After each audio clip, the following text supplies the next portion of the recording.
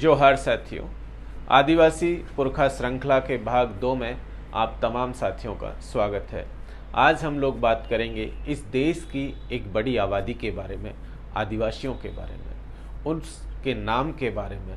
और उस नाम के अर्थ के बारे में, साथ ही साथ उनके लिए जो अन्य नामों का इस्तेमाल इस देश में आम बोलचाल से लेकर के कानूनी किताबों में इस्तेमाल किया जाता है, उस शब्द के बारे में कि आखिर इस देश के आदिवासी कौन हैं। आदिवासी कौन की इस डिबेट को जब हम लोग समझने की कोशिश करते हैं तो दुनिया भर में लगभग 47 करोड़ के आसपास की आबादी जो है वो आदिवासियों से या इंडिजीनियस लोगों से भरी हुई है। इस दुनिया के लगभग 90 देशों के 20% भूभाग पर आदिवासी पाए जाते हैं और भारत के केस में अगर हम लोग बात करें तो लगभग 8.2% जो आबादी है 2011 की जनगणना के अनुसार वो आदिवासियों से जो है बिलोंग करती है। लेकिन एक चीज़ हमें जानना होगा कि ये जो पूरा का पूरा ये जो आदिवासी समाज है इसके लिए अलग अलग नाम इस्तेमाल किए जाते रहे हैं। कहीं पर उन्हें वनवासी आरएसएस के माध्यम से कहा जा रहा है, कहीं पर गिरिजन कहा जा रहा है, कहीं पर जंगली, बर्बर, आदिम और अन्य न जाने कितने नामों से हिंदी भाषा में और ख़ास करके नॉर्थ इंडिया में उसको जाना जाता है। इंग्लिश भाषा में भी इनके लिए कई शब्दों का इस्तेमाल किया जाता है। ट्राइब शब्द का इस्तेमाल है, इंडिजीनियस है, एबोरिजिनल है, नेटिव है, इस तरीके के कई सेवेज जैसे कई टर्म हैं जिनसे उनको नवाजा गया, जिससे उनको जाना जाता है। लेकिन एक चीज़ थोड़ी सी हैरानी वाली बात है कि ये तमाम नाम जो है अलग अलग राजनीतिक उद्देश्यों और राजनीतिक के साथ ही साथ जो है सांस्कृतिक और नस्लीय जो पूरे की पूरी अवधारणा है उसके आसपास ये घूम रहे हैं। इन शब्दों का इस्तेमाल अलग जगहों पर, अलग टाइम में, अलग लोकेशंस पर भी किया गया है।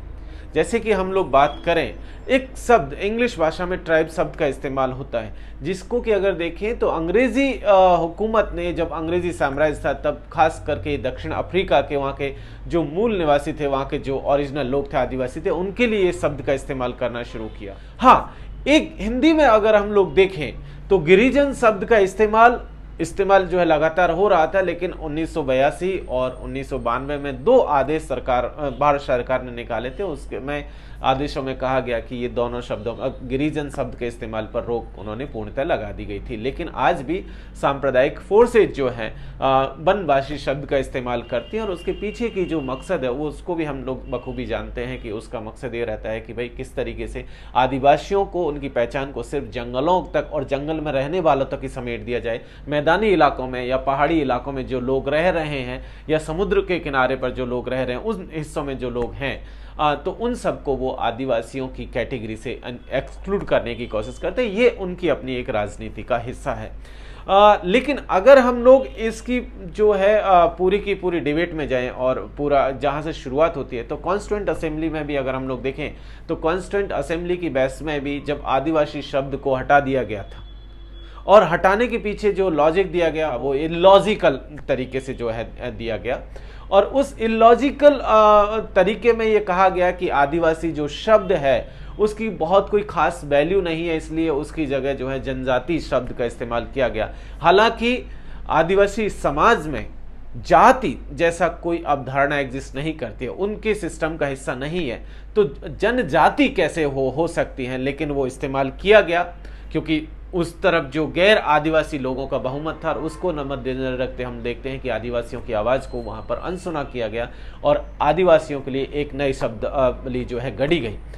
इसके साथ साथ शब्द के साथ साथ दूसरी चीज़ कि भाई आदिवासियों की पहचान कैसे हो, इसको लेकर के भी हम देखते हैं कि संविधान के अनुच्छेद 342 में कहा गया है कि राज्यपाल और राज्यपाल के अनुमोदन के बाद या जहां पर भी राज्यपाल नहीं, अगर वो यूनियन टेरिटरी है तो वहां पर एलजी के अनुमोदन के बाद, एलजी के प्रस्ताव के बाद, सिफारिश के बाद जो है राष्ट्रपति किसी भी समूह को, किसी भी जनजाति को, किसी भी ऐसे ग्रुप को जिसको कि उनको उचित लगता है उसको जनजाति की सूची में डाला जा सकता है और डाला गया है। इसीलिए ये दोनों टर्मिनोलॉजी जनजाति और आदिवासी दोनों एकदम से सेपरेट हैं, दोनों अलग अलग हैं। दूसरा एक चीज़ हम लोगों को जानना होगा कि जब 1949 में एक कमेटी और भारत सरकार ने बनाई थी जिसे आयंगर कमेटी के नाम से जाना जाता। आयंगर साहब उस दौर में जो है असेंबली के मेंबर थे, जो कॉन्स्टिट्यूंट असेंबली थी और जो प्रोविजनल गवर्नमेंट थी उसके भी मेंबर थे। और उनकी चेयरमैनशिप में जो कमेटी बनी थी, उन्होंने जो क्रिमिनल ट्राइब एक्ट 1924 को रिव्यू करते हुए उन्होंने कहा था कि इस क्रिमिनल ट्राइब एक्ट में जो अधिकांश जो समूह है उन्हें डीनोटिफाइड ट्राइब की कैटेगरी में डाला जाए। और इस डीनोटिफाइड ट्राइब की कैटेगरी में जिन समूहों को डाला गया, बाद में उन्हें अनुसूचित जनजाति की कैटेगरी में जो है शामिल कर दिया गया था। और कुछ समूह ऐसे थे जिन्हें कि डीनोटिफाइड ट्राइब की कैटेगरी में नहीं डाला गया, उन्हें एससी या ओबीसी की, बाद में चल के ओबीसी की कैटेगरी में शामिल किया गया था। खैर, लेकिन जनजाति को लेकर के वहां पर भी कोई परिभाषा नहीं दी गई थी। 1965 में एक कमेटी और बनाई गई थी भारत सरकार की तरफ से, अनिल कुमार चंदा कमेटी, जिसे ए.के. चंदा कमेटी कहा जाता है। 1967 में जब उसने अपनी रिपोर्ट दी थी तो उन्होंने 5 क्राइटेरिया जो है जनजाति के मापदंडों का निर्धारण करते हुए तय किए थे। पहला कि उनका जो है भौगोलिक रूप से पिछड़ापन होना चाहिए। दूसरा, उन्होंने कहा था कि उनकी जो है संस्कृति आदिम होनी चाहिए। तीसरा, उनका जो है उनका पृथक्करण होना चाहिए, बाकियों से जो है संपर्क नहीं होना चाहिए, भौगोलिक रूप से पिछड़े होने चाहिए। और लास्ट जो था कि अन्य जो समुदाय हैं उनसे जो संपर्क करने में, उनके साथ कम्युनिकेट करने में उनका हेजिटेशन या संकोच जैसी प्रवृत्ति अगर इन समाजों के बीच में, किसी भी समाज के बीच में है, और वो अगर एसटी के लिए या अनुसूचित जनजाति की सूची में शामिल होने के लिए दावा करता है, तो उसे जो है उस सूची में शामिल किया जा सकता है राज्यपाल और राष्ट्रपति के अनुमोदन के बाद में। तो ये कुछ क्राइटेरियाज बनाए गए, लेकिन जनजाति शब्द को जो है क्लियरली डिफाइन नहीं किया गया। अब ऐसे में एक चीज और हम लोगों को जाननी होगी कि ये जो जनजाति में जो जाति शब्द था, इसको लेकर के एक जगह केरल हाई कोर्ट का वर्डिक्ट है, एनएम थॉमस वर्सेस केरल राज्य का जो वर्डिक्ट है, जो 19 सितंबर 1975 को दिया गया था। उस वर्डिक्ट में जस्टिस कृष्णा अय्यर, BR कृष्णा अय्यर ने अपनी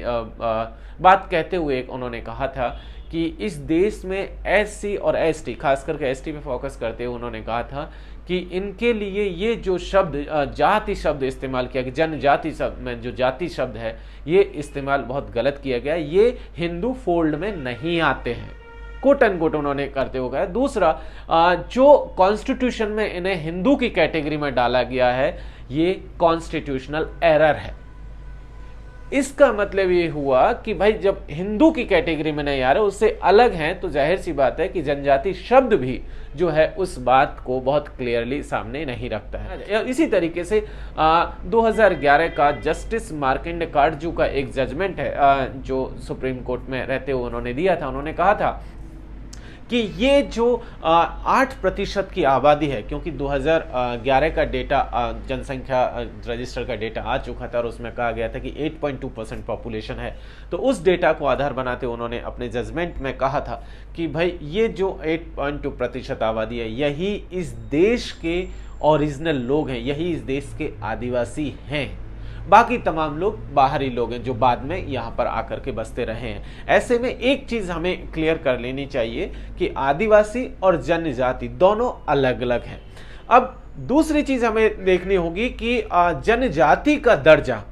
उन समाजों के पास भी है जो आदिवासी नहीं है। जैसे कि अगर हम लोग उत्तराखंड के केस में या पहाड़ी हिस्सों की बात करें या और भी अगर हम लोग सीमांत हिस्सों की बात करें, तो ऐसी कई कम्युनिटियां हैं जो कि सोशली वो सोसाइटी के अपर लेयर में है, अपर कास्ट में आती हैं, लेकिन उन्हें एसटी का दर्जा प्राप्त है। और उसके साथ साथ ऐसी कई कम्युनिटियां हैं जिन्हें कि एसटी की कैटेगरी, एक हिस्से में एसटी की कैटेगरी में डाला हुआ, दूसरी जगह जो है एससी की कैटेगरी में या ओबीसी की कैटेगरी में भी डाला हुआ है, या कई हिस्से ऐसे हैं जहां पर कि दूसरे हिस्से में उनको उस कैटेगरी में नहीं डाला गया है। तो ये चीजें बहुत क्लियर है कि आप कोई भी समाज जनजाति हो सकता है, लेकिन वो आदिवासी नहीं हो सकता। आदिवासी होने के लिए उस आदिवासी परिवार में जन्म लेना जो उसकी प्राइमरी कंडीशन है, वो उससे आदिवासियत तय होती है, उससे आदिवासी तय होता है। जनजाति हो जाना आदिवासी होने का क्राइटेरिया बिल्कुल भी नहीं है। और जनजाति के लिए भी जो क्राइटेरिया बनाए गए हैं उसमें से भी चाहे आयंगर कमेटी हो, चाहे कॉन्स्टिट्यूशन की डिबेट्स में देखें, कॉन्स्टिट्यूशन के हिस्से में देखें, या फिर एक चंदा कमेटी में देखें, उनमें जनजाति के मापदंडों में से आदिवासी परिवार में जन्म लेना या आदिवासी समूह से बिलोंग करने की क्राइटेरिया को उन्होंने निकाल दिया गया। तो एक चीज़ यहाँ पर भी हम लोगों को अलग अलग करके देखने की ज़रूरत है। आदिवासियों के बारे में प्रधानमंत्री नेहरू ने 1952 में अनुसूचित जनजाति की एक सभा को एड्रेस करते उन्होंने कहा था कि ये लोग अत्यंत अनुशासित होते हैं, कभी कभी तो भारत के अन्य लोगों की अपेक्षा अधिक लोकतंत्री है। यद्यपि उनका कोई संविधान नहीं है, फिर भी वे बहुत अधिक लोकतंत्री ढंग से रहते हैं और अपने बड़े लोगों या प्रतिनिधियों के निर्णयों के व्यवहार में लाते हैं। खास बात तो यह है कि वे लोग नाचते गाते हैं और जीवन का आनंद उठाने का प्रयास करते हैं। वे उन लोगों की तरह नहीं हैं जो स्टॉक एक्सचेंजों में बैठकर शोरगुल करते हैं और अपने को सभ्य कहते हैं। मैं स्टॉक एक्सचेंजों का सदस्य बनने की अपेक्षा इन लोगों के बीच बैठकर दूसरों का शोरगुल, जो कि एक हद तक बहुत भद्दा है, सुनते हैं, उनकी जगह पहाड़ियों में घुमक्कड़ी जीवन बिताना अधिक पसंद करूंगा। क्या यही वह सभ्यता है जिसका अनुसरण हम आदिवासियों से कराना चाहते हैं? नहीं।